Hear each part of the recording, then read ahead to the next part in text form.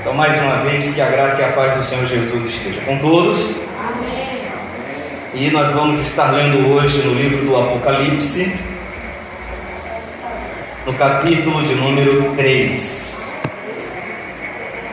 versículos de 1 a 6. Vamos ler o teor da mensagem à quinta igreja, carta à igreja de Sardes.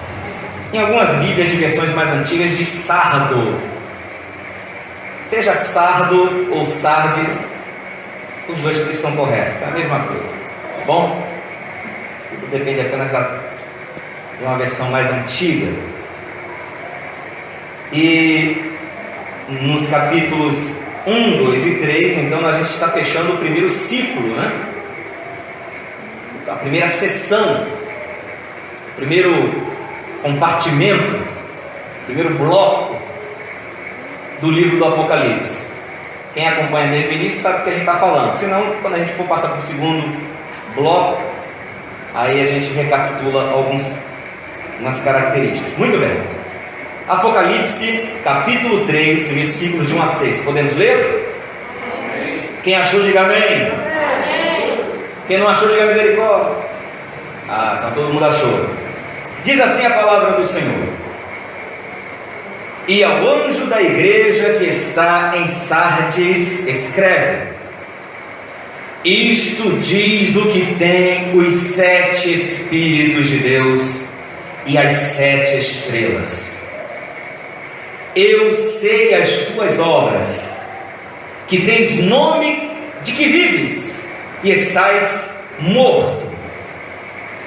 Sê vigilante e confirma o restante que estava para morrer, porque não achei as tuas obras perfeitas diante de Deus.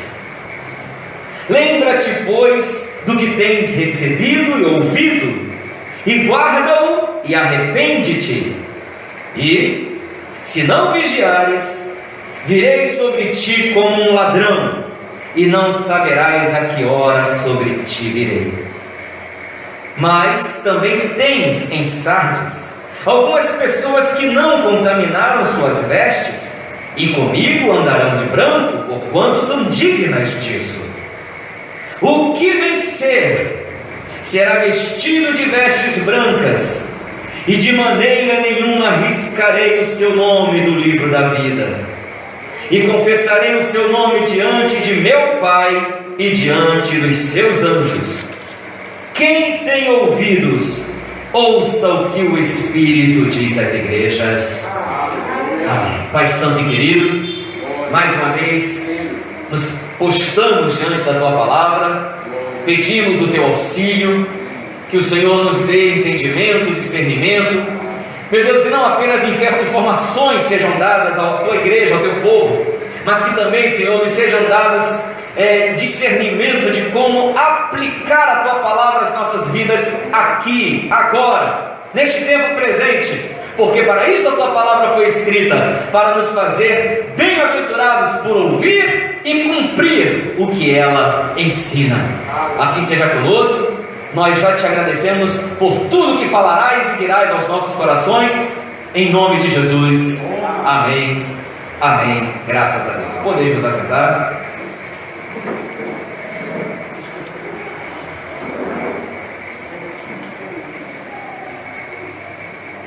Glória a Deus. Muito bem, povo de Deus. Muito bem. De vez em quando tem que parar um pouquinho para ajeitar a máscara, que a gente vai falando, a máscara vai saindo do lugar, né? Daqui a pouco parece que o meu queixo está na testa, o nariz está lá no pescoço. É um negócio interessante. Muito bem. Irmãos amados, estamos dando continuidade ao estudo das cartas. E já chegamos à quinta. Estamos aqui na quinta carta. Já vimos a primeira, que foi a carta escrita à igreja de Éfeso. A segunda, que até o momento foi a primeira a quem Jesus não deu reprimendas, que foi a carta a Esmirna, uma igreja que Jesus só elogiou. A terceira carta, que foi a igreja de Pérgamo. E a quarta e última carta que vimos até o momento, que foi a carta à igreja de Tiatira. Hoje, quinta carta, carta à igreja de Sardes. E fica faltando agora apenas Filadélfia e Laodiceia. Ficarão aí para as próximas 2 oportunidades que tivermos, e aí a gente fecha esse ciclo das cartas. Bom, não preciso recapitular que ainda estamos para entender e destrinchar a mensagem às 7 cartas, sempre com olho naquela visão do capítulo 1, onde Jesus se apresenta daquela forma gloriosa a João na ilha de Patmos. Até aqui tudo bem, né? Muito bem, sem dificuldades, maravilha. Agora vem a mensagem, então, a quinta carta, a quinta carta, a quinta igreja que estava nessa cidade. E, entrando logo na mensagem, no texto da carta, o Senhor Jesus ordenou a João, então, que assim escrevesse: João, escreva aí, ao anjo, ao mensageiro, ao líder, ao pastor, ao dirigente da igreja que está em Sardes. Então escreve aí, João. E aí vem o versículo 1. E aí, como é que Jesus, como em todas as cartas, ele primeiro se apresenta, ele se identifica, e sempre fazendo uma alusão direta ou indireta àquela visão inicial do capítulo 1.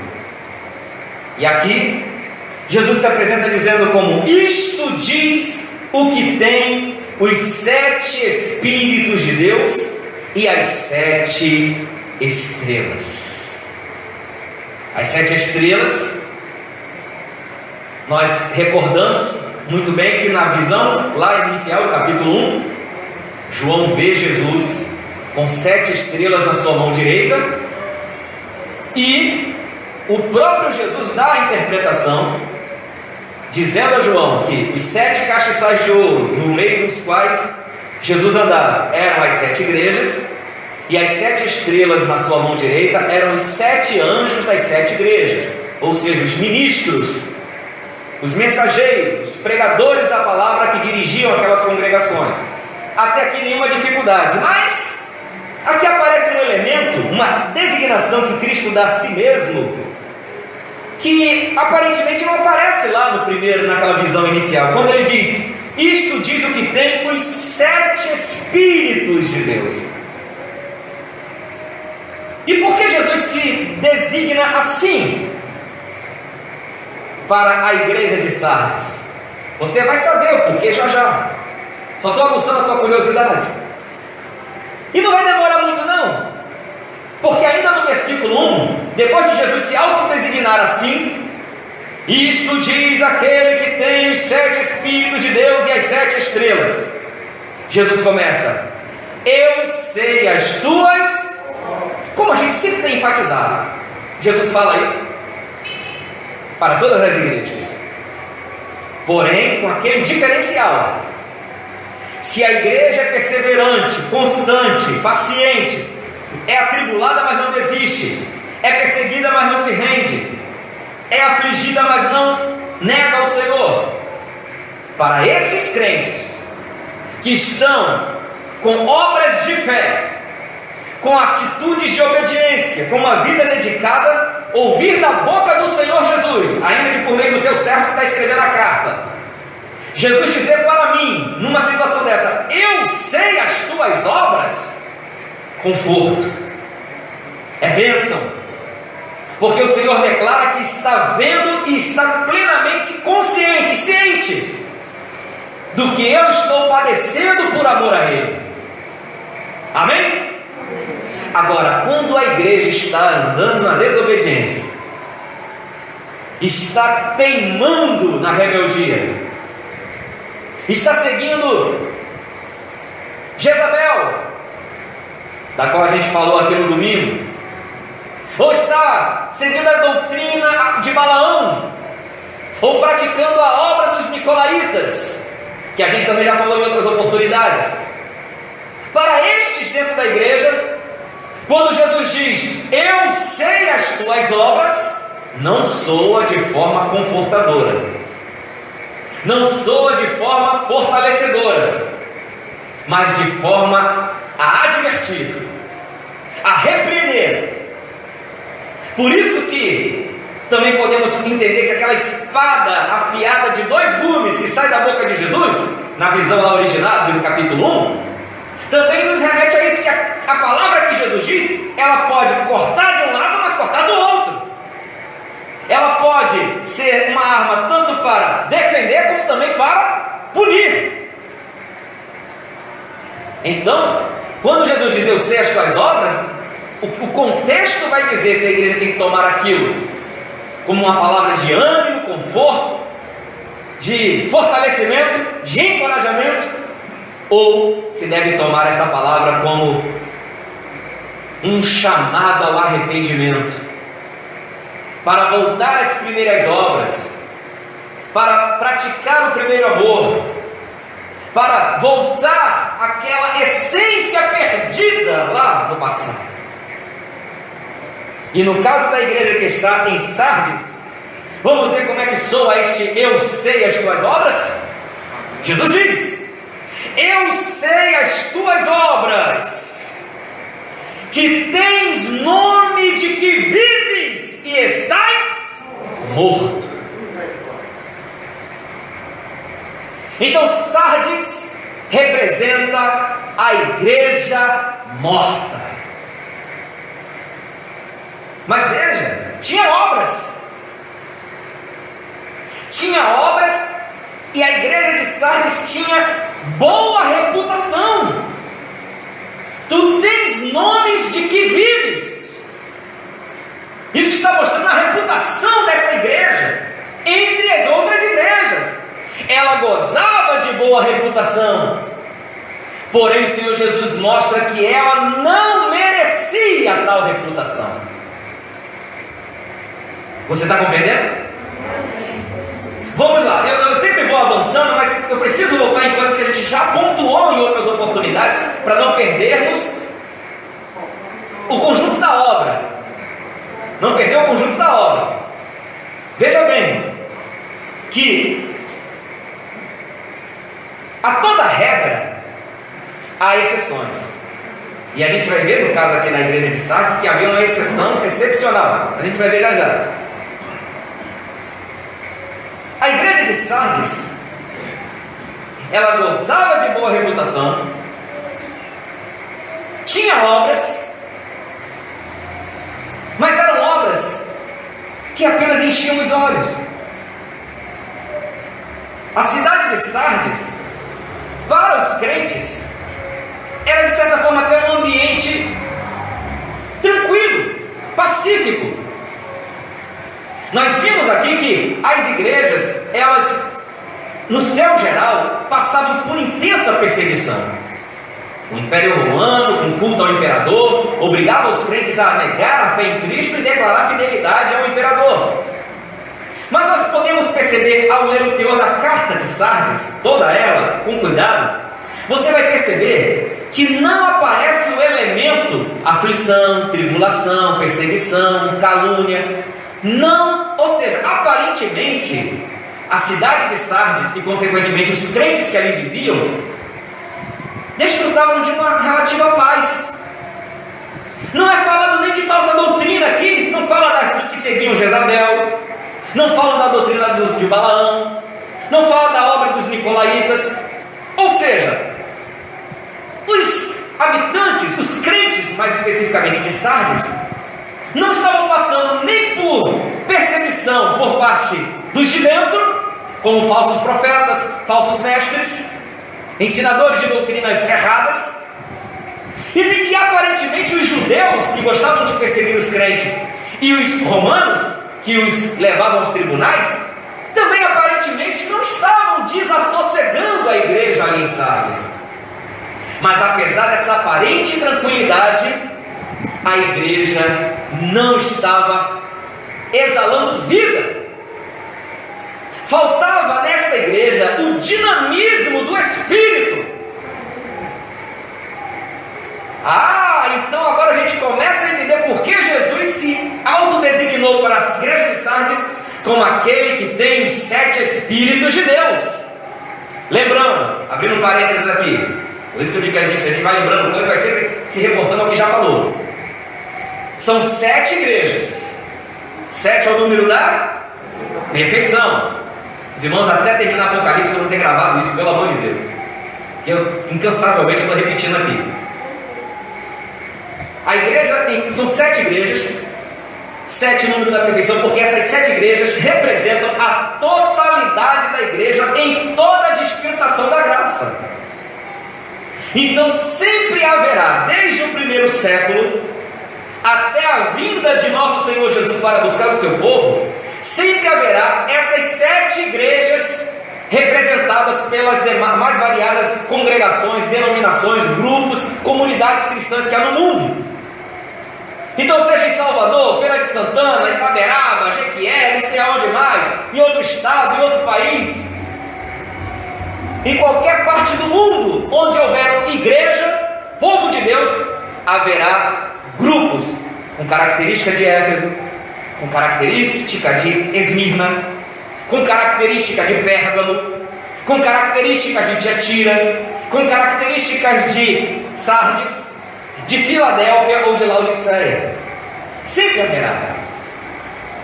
Então nós temos que ter essa preocupação de saber com qual dessas igrejas nós mais nos parecemos. E se for mais parecido com alguma igreja a quem Jesus repreendeu, temos que reaver as nossas atitudes, nos arrepender e voltar àquilo que éramos originalmente na presença de Deus, quando nascemos de novo. No caso da igreja de Sardes, ela representa uma igreja letárgica, adormecida, anestesiada, uma igreja que não corre em suas veias a vida do Espírito.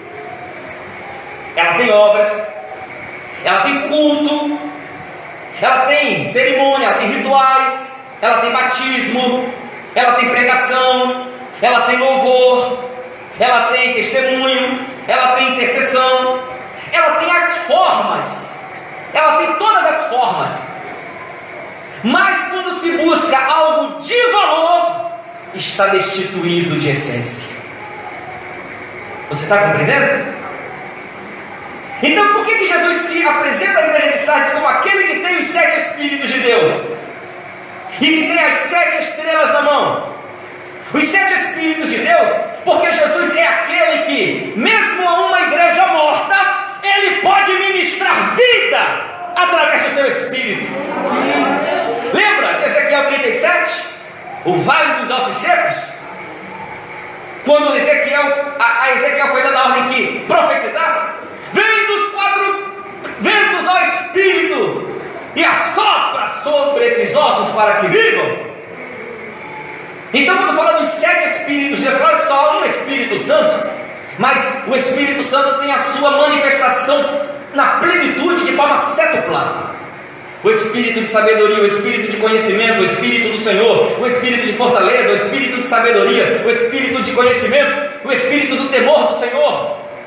É a manifestação sétupla, 7 do Espírito, que houve de forma plena e completa e total em nosso Senhor Jesus Cristo e que é ministrado sobre a igreja. Então, sobre uma igreja morta, moribunda, que está já com o pé na cova, Jesus envia o seu Espírito de vida e ele usa as 7 estrelas que estão em suas mãos, ou seja, os ministros, pregando a palavra, ministrando as Escrituras, ensinando a doutrina apostólica por meio do Espírito, pode vivificar a igreja que está adormecida e a ponto de morrer. Então nem tudo está perdido. Se uma igreja está morrendo, se ela ouvir a voz do Espírito e acatar o ensino de ministros levantados por Deus, ela pode gozar vida novamente. Eu ouvi glória? Eu sei as tuas obras, que tens nome, reputação de que vives, e estás morto. tem essa reputação, mas não merece, não é digna dessa reputação. Era uma igreja que talvez tivesse tamanho e forma que agradavam aos olhos, um povo, porque os habitantes de Sardes, eles eram arrogantes, eles se achavam autossuficientes, e a igreja de Sardes pode ter trazido para o seu seio, para o seu meio, para o seu convívio, essa mesma disposição arrogante, de achar que não precisavam de nada, mas estavam mortos. Versículo 2, então Jesus diz para eles, para aquela igreja: ser vigilante, acorde, desperte, e confirma o restante que estava para morrer. Aqui está falando de morte espiritual, essa falta de vida do Espírito. Ou seja, havia alguns na igreja que ainda estavam vivos, estavam quase mortos espiritualmente também, mas ainda viviam. Então a advertência vem ao anjo da igreja, dizendo: vigie, desperte e ajude aqueles que estão na iminência de morrer, para que não morram, para que eles também despertem e saiam desse estado letárgico antes que seja tarde demais. Aleluia. Então nós estamos aqui e precisamos agora, nós estamos aqui na igreja ouvindo a palavra, não apenas para nos enchermos individualmente e olha, eu vou para o céu com o resto que se exploda. Nós precisamos ter uma preocupação mútua uns com os outros. Aí eu lhes pergunto: se o crente congregando, se o crente sendo assíduo aos cultos, se o crente vindo para a escola bíblica, se o crente evangelizando, existe um risco real dele vir a ficar moribundo espiritualmente, de ter as obras, mas não ter o amor, não ter a essência? O que dirá quem se afasta? Aí você vê que a arrogância, que era típica dos habitantes de Sardes, continua muito crente sardinha por aí. Eu vou chamar de crente sardinha. Por que crente sardinha? Porque além de ter esse espírito jactancioso, orgulhoso, autossuficiente dos habitantes de Sardes, fazem como sardinha, querem viver enlatados. Não quer congregar, não quer participar da vida em comunidade, não quer se importar com o outro, não quer orar pelo outro, chorar pelo outro, ajudar a carregar as cargas uns dos outros. Não, para quê? Eu já tenho problema demais na minha vida para ainda ficar olhando pela vida dos outros. Nada! Eu vou orar aqui, ler a Bíblia, vou ficar em casa mesmo. Se der vontade eu vou para a igreja, se não der não vou. Meu negócio é chegar no céu. Epa! Mas olha o que a palavra de Deus diz: vigie e olhe por outros que estão à beira de morrer espiritualmente. Ajude-os a sair desse estado. Aleluia. Irmãos, Jesus ele se dispôs a, pelo seu enorme amor, vir morrer por nós. A gente não pode ter um momento para se preocupar com o irmão, com a irmã. Isso só mostra o quanto somos individualistas, egoístas, só pensamos em nós mesmos. E isso nos aproximará das características da igreja de Sardes. Mas para por aí? Não! Lembra-te, pois, do que tens, em versículo 2 ainda: ser vigilante, confirma o restante que estava para morrer, porque não achei as tuas obras perfeitas. Onde? Diante de Deus. A igreja de Sardes é aquela igreja que você olha e não falta nada. Vamos dizer que fisicamente o templo está sempre muito bem ornamentado, tem as cortinas mais variadas, das mais variadas cores, tem estrutura física, tem cadeiras acolchoadas, tem ar-condicionado, tem jogos de luzes coloridos, tem até fumacinha de gelo seco na hora da adoração. No Santo dos Santos, a fumaça me esconde. Aí olha o gelo seco toma conta da igreja. Sabe, toda aquela pirotecnia, todo aquele efeito visual. Aí até quem tem coração de pedra é levado às lágrimas, mas só pelo que os sentidos podem perceber. É uma música bem tocada, um arranjo muito bem feito, é um instrumento muito bem afinado, é um coral muito bem ensaiado. Pronto, você olha e diz: essa igreja não falta nada. Na Santa Ceia não é um pedaço de pão, cada um leva uma vara para casa de pão. Uma vara de pão, não é uma vara para dar uma cacetada em ninguém, não. Vara de pão. O vinho? Não é um cálicezinho com 2 dedinhos de vinho, não. Cada um recebe uma taça, quase um tonel.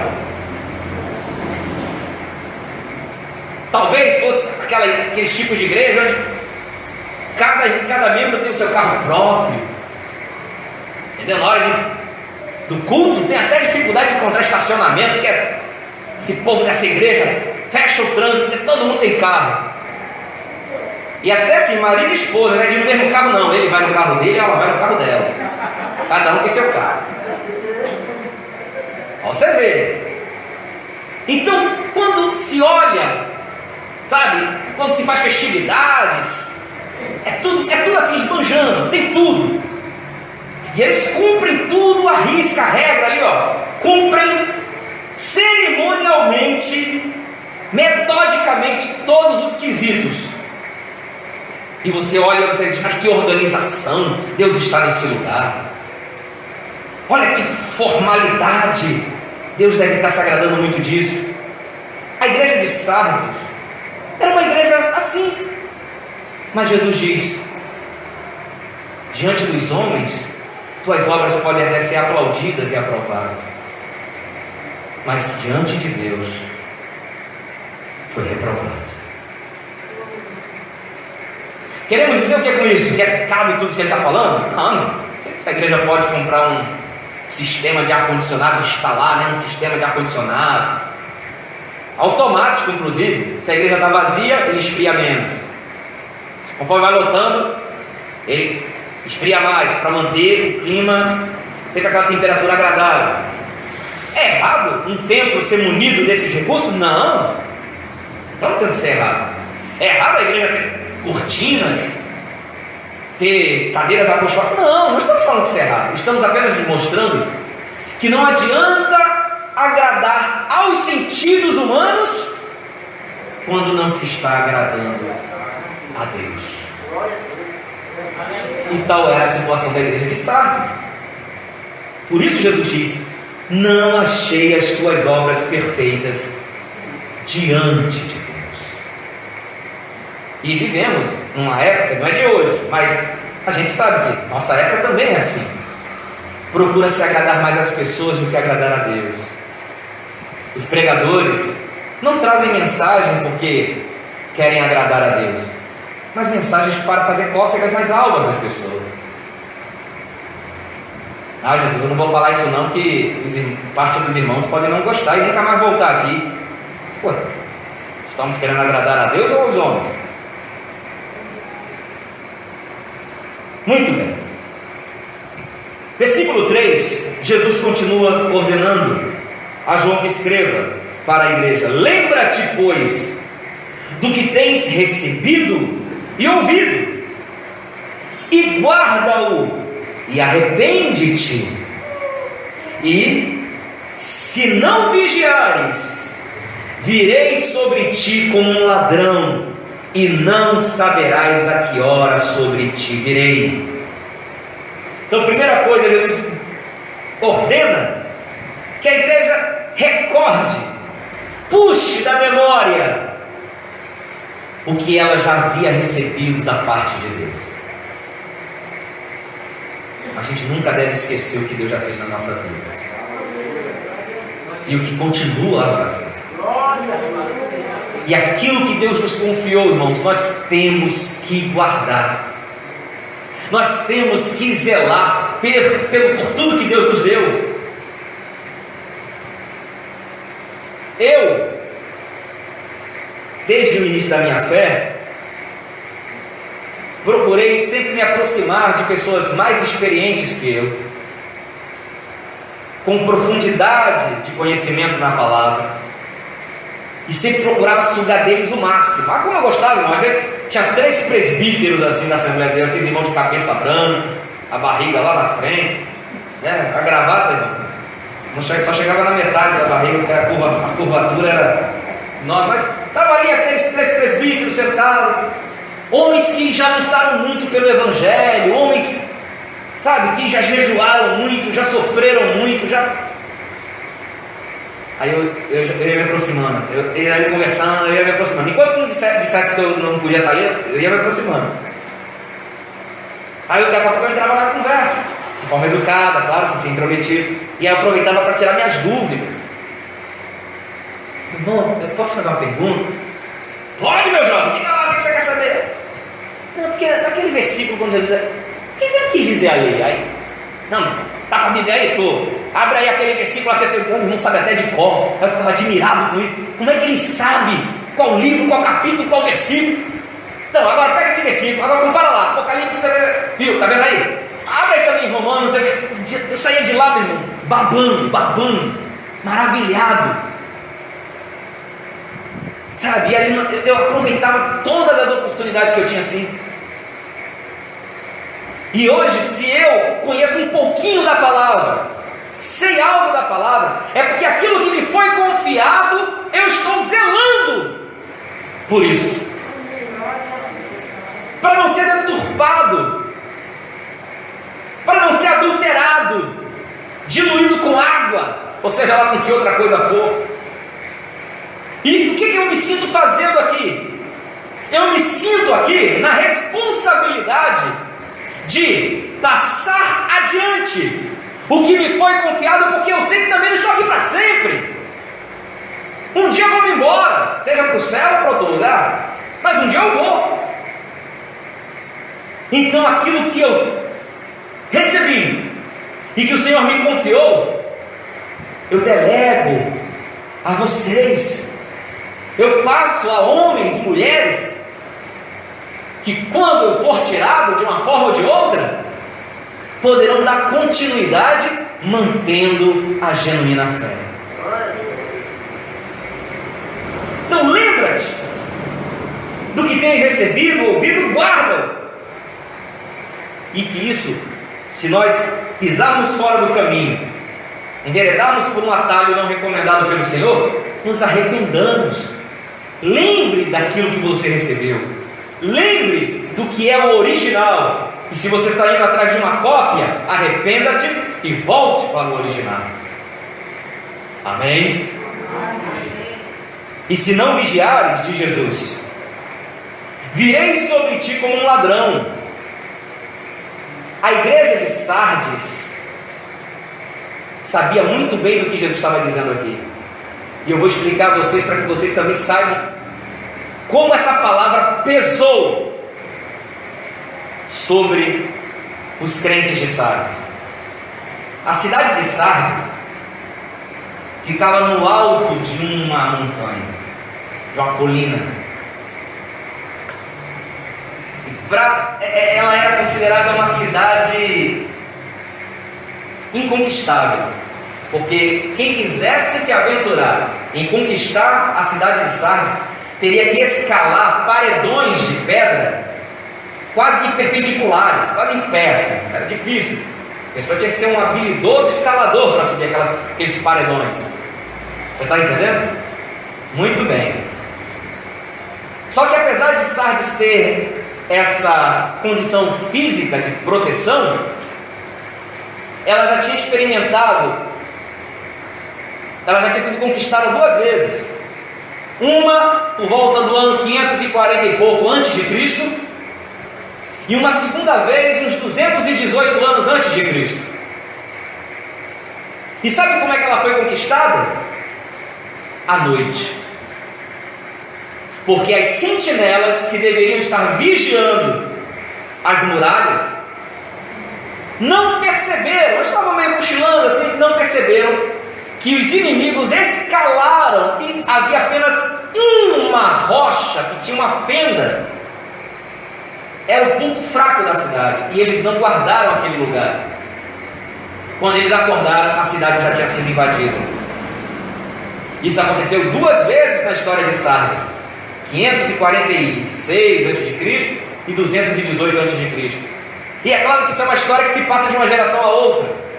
Então eles sabiam muito bem o que é ser assaltado de noite. Não é assaltado no sentido de passa o relógio, perdeu, mané. Não. É esse assalto noturno de um conquistador invadir a cidade. Uma cidade que estava confiada de que não podia ser conquistada. Mas uma brecha, um descuido, levou a cidade 2 vezes à destruição, de forma repentina, inesperada. Vocês entenderam? Além disso, no ano 17 de Nosso Senhor, ano 17 da era cristã já, parte da cidade de Sardes foi destruída por um terremoto. Então também o terremoto é uma coisa que vem inesperadamente. Então eles sabiam, na memória coletiva deles, eles sabiam bem o que era ser tomado de sobressalto. Viram um mal repentino. Você está compreendendo? Então quando Jesus diz isso para eles, imediatamente eles devem ter lembrado das histórias que os seus antepassados contavam. O tataravô, que passou para o bisavô, que passou para o avô, que passou para o pai, que passou para mim, que está passando para os meus filhos. Das ocasiões em que a cidade foi tomada, apesar dela ser uma cidade que tinha fama de ser inconquistável. Você está entendendo, né? Então Jesus diz para eles, vigie, porque se você não vigiar, eu virei sobre ti como um ladrão, e não saberás a que hora sobre ti virei. Jesus aqui não está falando da segunda vinda. O que ele está falando aqui é de vir com juízo sobre a igreja, sobre aqueles da igreja que não se arrependessem. Esses seriam punidos. A ênfase aqui não é ainda a segunda vinda do Senhor Jesus, mas o juízo que ele poderia aplicar a qualquer momento, se aqueles crentes teimassem em não vigiar e não se arrepender. Tudo bem? Mas nem tudo estava perdido, igreja. Nem tudo estava perdido.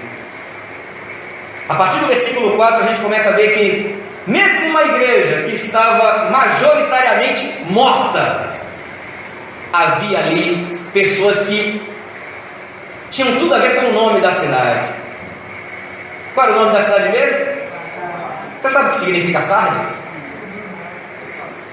Remanescente. Então havia ali alguns crentes que eram remanescente fiel. Irmãos, por pior que seja o quadro, por pior que seja a situação, nem tudo está perdido. A gente vê muita coisa por aí nas igrejas, é falsa doutrina, é falso ensino, é promiscuidade, é pecado sendo tolerado no meio da igreja, até líderes dando péssimos exemplos das piores formas, seja no padrão moral, seja no padrão social, uma vida totalmente não recomendável. Mas nem tudo está perdido. Deus tem seu povo na terra e Ele conhece os que são seus. Então, e apesar de Sardes então ter aparentemente essa paz, a paz de um cemitério, né? A paz, mas era a paz do cemitério. Eles estavam mortos. Havia ali aqueles que não se sentiam bem com nada disso e sofriam por isso. Versículo 4, Jesus diz: mas também tens em Sardes algumas pessoas que não contaminaram suas vestes. Aleluia. Então isso dá a entender também que Sardes, no seu geral, havia feito muitas concessões. Olha só, uma igreja que não era perseguida, uma igreja que não era arrastada aos tribunais, uma igreja que não era compelida a ter que se curvar diante de ídolos pagãos, não havia heresias dentro da igreja, não havia gente causando discórdia, dizendo ser falsos apóstolos, nada disso. Mas ela fazia concessões ao mundo. Uma igreja chamada para ser luz. Lembre, o que é que representava lá na visão as igrejas? Candelabros, candeeiros ou castiçais. Sardes também é um candeeiro, ela tem que brilhar, ela tem que reluzir a luz no mundo em trevas, mas a sua luz já estava quase totalmente apagada, mas ainda havia uma pequeníssima chama, que o Senhor está querendo atear fogo nele, Aleluia. para que volte a brilhar. E aí Jesus disse: tem uns aí que não fizeram como a maioria fez concessões, mesmo com tanta facilidade, com essa suposta paz, mas compactuavam com as coisas do mundo, aceitavam o pecado no seu seio, logo manchavam as suas vestes, que ao invés de serem brancas, estavam manchadas do pecado. Vestes espirituais. Mas Jesus diz: contudo, porém, entretanto, todavia, tem alguns que não fizeram essa concessão, não contaminaram as suas vestes. Glória a Deus. E aí Jesus diz, ainda no versículo 4: e comigo andarão de branco, porquanto são dignas disso. Pega esse final do versículo 4: são dignas disso. Repita: são dignas disso. Agora volta lá para o final do versículo 1: e estais morto. Vamos lá. Final do versículo 1: e estais morto. Agora no final do versículo 4: são dignas disso. Você está vendo o contraste? Nós falamos lá no início que a igreja de Sardes tinha status, tinha reputação, mas não era digna disso. Dizia estar viva, mas estava morta. Mas aqui no final do versículo 4, Jesus diz: há uns poucos aí que não morreram, não se contaminaram e vão andar comigo de branco porque são dignas. Esses são dignos. Ou seja, elas já tinham as vestes branqueadas do sangue do Cordeiro, porque isso está lá no final do Apocalipse: bem-aventurados que lavam as suas vestiduras do sangue do Cordeiro, para que tenham direito a comer da árvore da vida e possam entrar na cidade pelas portas. Então, esses crentes já branquearam suas vestes no sangue do Cordeiro, têm uma vida santa, justa, foram justificados pela fé em Cristo. Então estão com as vestes da graça. Hoje, eu e você, se andamos na obediência, se cumprimos a palavra, se amamos o Senhor, se servimos ao nosso Deus, nos dedicamos a Ele, o honramos com a nossa vida, as nossas atitudes são guiadas pelo Espírito, nossos pensamentos estão nas coisas de Deus, nossas ocupações e prioridades é para a glória dEle. Nós já estamos trajando vestes brancas, mas são vestes da graça. Diga para quem está perto de você: você já está vestido de branco com as vestes da graça. Pronto, são vestes da graça. Porém, Jesus está dizendo que se nós perseverarmos e mantermos as vestes da graça brancas, nós seremos revestidos de glória e andaremos na presença dele com vestes brancas de glória. Aqui agora é graça, porque se dependesse de nós mesmos, nossas vestes estariam imundas, encardidas. Mas pela graça estamos embranquecidos no sangue de Jesus. Agora, quando nos apresentarmos diante dele, quando formos chamados para a presença dele, aquilo que hoje está vestido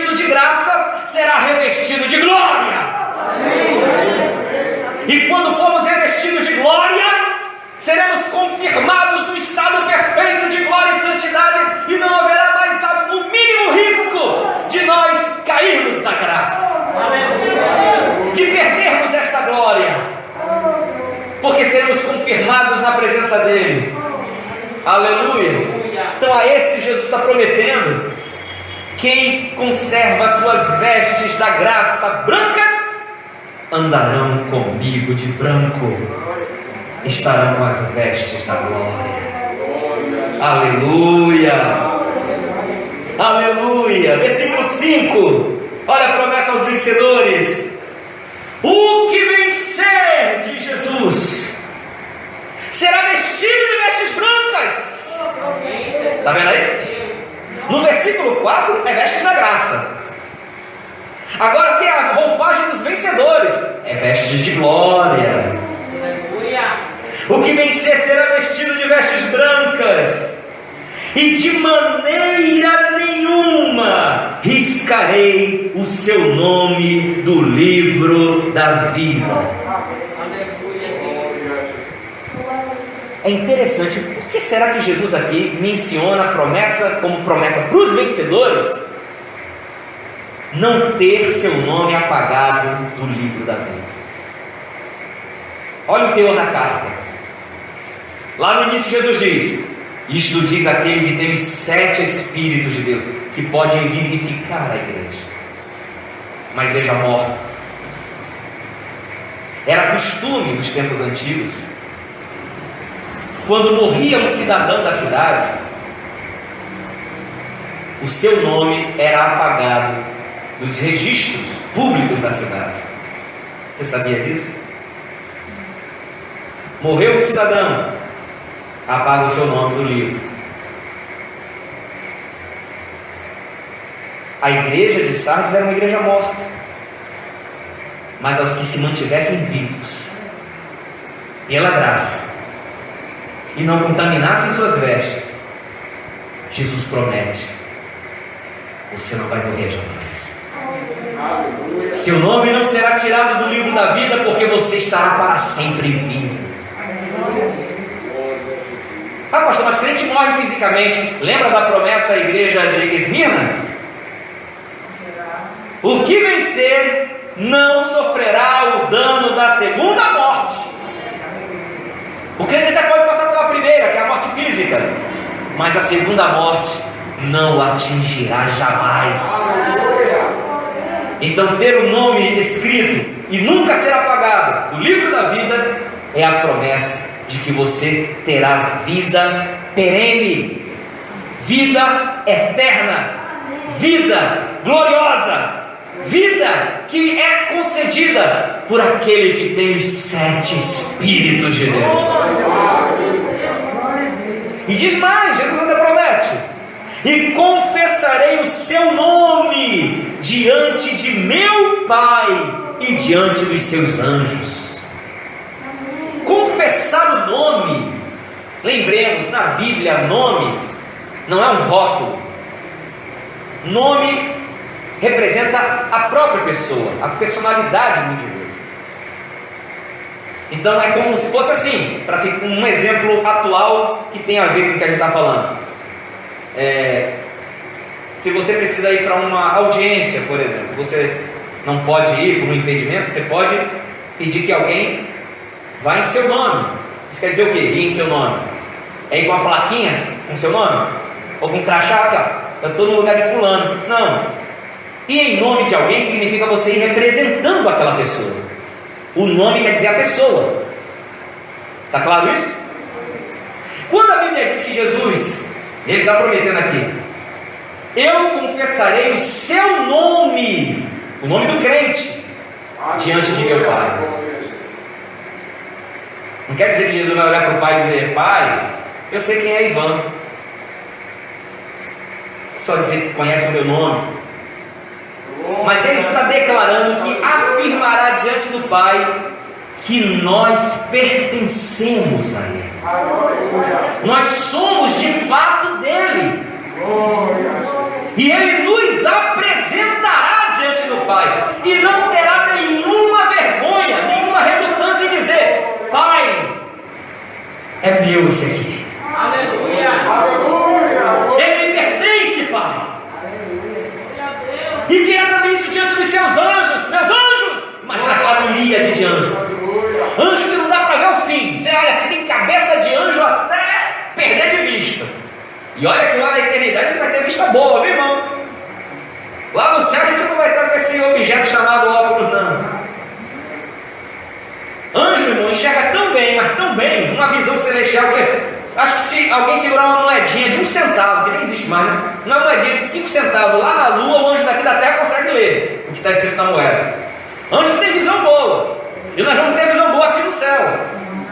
Imagina na glória, irmãos, aquela miríade de anjos, anjos que não dá para ver no fim, aquele mar de anjos. E Jesus vai dizer diante do Pai, e vai nos apresentar a todos os seus anjos e dizer: esta é a minha igreja. Esses são meus, comprados com o meu sangue, tirados do mundo, lavados, purificados para serem meus, e porque eles foram mais que vencedores, eu os apresento aqui na glória. Ao que vencer será vestido de vestes brancas, de maneira nenhuma riscarei o seu nome no livro da vida, e confessarei o seu nome diante de meu Pai e diante dos seus anjos. Seremos apresentados, irmãos, como cidadãos recém-chegados. Eles são daqui de cima, são cidadãos daqui do céu. A partir de hoje estarão para sempre conosco. Oh glória! Quem tem ouvidos? Termina o versículo 6 dizendo: ouça o que o Espírito diz às igrejas. Irmãos, que maravilha! Isso aqui porque a gente ainda está no início, no começo, no princípio do estudo do Apocalipse. E tem crente que tem medo de ler o Apocalipse porque acha que só vai ler tragédia, só vai ler bagaceira, só vai ler coisa terrível, morte, cabeça rolando para tudo que é lado. Não! É promessa aos vencedores. Lembrando que, só para a gente já ir concluindo, o Apocalipse, o livro todo, irmãos, a gente já viu que ele está dividido em 7 sessões, mas ele tem 2 divisões principais. Do capítulo 1, que é a parte que nós estamos lendo, capítulo 1 até o capítulo 11, essa primeira parte do Apocalipse enfatiza a igreja no mundo sendo perseguida. A igreja no mundo sendo perseguida. Porém, quando passar do capítulo 11, quando chegarmos no capítulo 12, veremos que essa perseguição do mundo em relação à igreja, ela tem um pano de fundo espiritual. Quer dizer, capítulos 1 até o 11, a igreja é castiçal, é luzeiro, está no mundo, sendo perseguida porque ela quer brilhar a luz e as trevas querem apagá-la, suprimi-la. Mas aí vem aquela questão, quando a gente for estudando cada capítulo mais daqui mais para frente, fica aquela pergunta: por que o mundo se levanta tanto contra a igreja? E aí no capítulo 12 para frente nos vai ser apresentado o dragão, que é o diabo, que por meio dos seus agentes, a besta que sobe do mar, a besta que sobe da terra, e aquela prostituta, né, a meretriz, também chamada de Babilônia, são os agentes de Satanás que usam o mundo para lutar contra a igreja.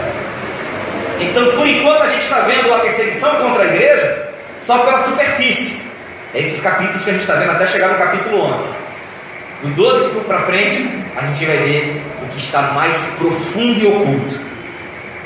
Então, o Apocalipse também vai avançando na profundidade da compreensão e do que vai nos ser revelado, do que a igreja deve aguardar por estar no mundo, ainda que do mundo ela não seja mais. Então tem muita coisa para a gente ver, mas em todas essas coisas somos mais do que vencedores. O Apocalipse tem por tema, isso a gente viu logo nas primeiras mensagens, o Apocalipse tem como tema a vitória de Cristo e de sua igreja. Aleluia! As coisas nem sempre são o que parece. Parece que a igreja está sendo derrotada, parece que a igreja está sendo perseguida, parece que a igreja não vai chegar ao seu objetivo, parece que o diabo está triunfando, parece que o mal vai prevalecer, parece que as trevas têm mais força do que a luz, parece. Mas o Apocalipse é a revelação de Deus ao seu povo, garantindo: não importa o que pareça ser, o que importa é que eu garanto a vitória do meu povo. Então ainda temos muito o que ver. Procure não perder as próximas oportunidades. Eu sei que nem sempre dá, mas eu sei. Mas eu preciso também estar sempre enfatizando: procure estar aqui o máximo que você puder. Temos muito o que aprender. Vamos ficar de pé, povo de Deus. Espero que você tenha aprendido com a igreja de Sardes. E veja que não houve assim, né? Sardes, Jesus só disse: tem uns aí que andaram comigo de branco, mas a igreja não teve muita coisa recomendável, não. Estava morta, fazer o que, né? Vamos orar. Pai Santo, Pai querido, te agradecemos pela tua palavra, mais uma vez ministrada sobre os nossos corações. Meu Deus, te agradecemos porque o Senhor nos faz ver com mais profundidade o que está aqui revelado a nós. Meu Deus, não permita sermos como a igreja de Sardes, que morria tendo status de que vivia. Meu Deus, que nós possamos viver realmente no Espírito, vivendo a fé, a esperança e o amor, porque não basta ter um arcabouço, não basta ter a aparência, ter a forma e não ter, Senhor, o conteúdo, mas nos ensina, nos ajuda, por meio do Teu Espírito, a manter as nossas vestes brancas e ajudarmos aqueles que estão moribundos, morrendo, mas ainda há um fôlego, ainda há uma chama, ainda que muito pouca. Meu Deus, que possamos nos importarmos com os outros, estimularmos aos outros a acender a chama do Espírito, a aquecer os corações, a sermos fervorosos do Senhor, fazermos a Tua obra com zelo, meu Deus, com verdade, com amor, aleluia, em obediência, não olhando, meu Deus, os nossos próprios interesses, mas os interesses do Teu reino. Meu Deus, e aqueles que assim fizerem, Tu prometes, Tu garantes, andarão contigo de branco, receberão vestes de glória e terão seus nomes sempre acesos no livro da vida, porque a morte não os alcançará jamais. Portanto, Senhor, seja a Tua bênção sobre o Teu povo e que prossigamos nesta jornada, louvando a Ti, honrando o Teu nome, fazendo o que é bom aos Teus olhos, meu Deus, para sermos também nós mesmos recomendáveis diante de Ti. É o que nós Te pedimos, ó Deus, e Te agradecemos no nome precioso, maravilhoso, santo, justo, bendito do Senhor Jesus, e todo o povo de Deus diz: